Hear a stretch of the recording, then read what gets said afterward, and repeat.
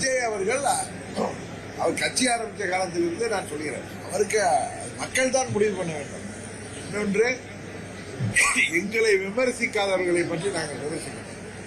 நேற்று கூட நான் சொன்னது, ஒரு பத்திரிகை துறையை சேர்ந்த அவர் தலைமையை ஏற்றுக்கொண்டு நீங்க போவீர்களான்னு கேட்டது, ஒருவரை ஏன் இப்படி குறைச்சு பேசுகிறீர்கள்? நீங்க தானே சொல்றீங்க அவருக்கு 15% இருக்கு, 20% இருக்குன்னு. எதுக்கு அவரை அப்படி பேசுறீங்க? ஏன் அவன் கூட போனா என்ன? புரட்சி தலைவர் கட்சி ஆரம்பிச்சார் போது அவர் புரட்சி தலைவரோட கம்பேர் பண்ணி சொல்லல. அவரோட மூத்த கம்யூனிஸ்ட் தலைவர்கள் கல்யாண சுந்தரம் எல்லாம் பயணம் செய்திருக்காங்க. அரசியல்ல அனுபவம் என்பது ஒரு பக்கம் இருந்தாலும் இதுல ஒன்றும் இத்தனை வருஷம் கட்சி நடத்தினாதான் எலெக்ஷன்ல நிற்கலான்னு கிடையாது.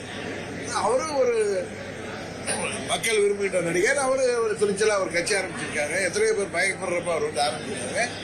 அதை போய் நம்ம பார்த்து புறமைப்பட வேண்டிய அவசியம் இல்லை. அவர் விஜயகாந்தை போல ஒரு இம்பாக்டை உருவாக்கலாம்னு சொன்னது நான் எதார்த்தம்.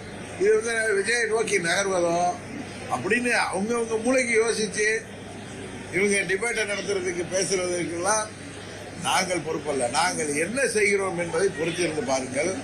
நீங்கள் நினைக்காத ஒரு கூட்டணி எல்லாம் அமைய வாய்ப்பு இருக்கிறது. அம்மா மக்கள் முன்னேற்ற கழகம் இந்த தேர்தலில் வெற்றி முத்திரை பதிக்கும். நாங்கள் எந்த கூட்டணியில சேர்கிறோமோ அந்த கூட்டணி தான் வெற்றி கூட்டணியாக இருக்க போகிறது என்பதை மாத்திரம் இந்த நேரத்தில்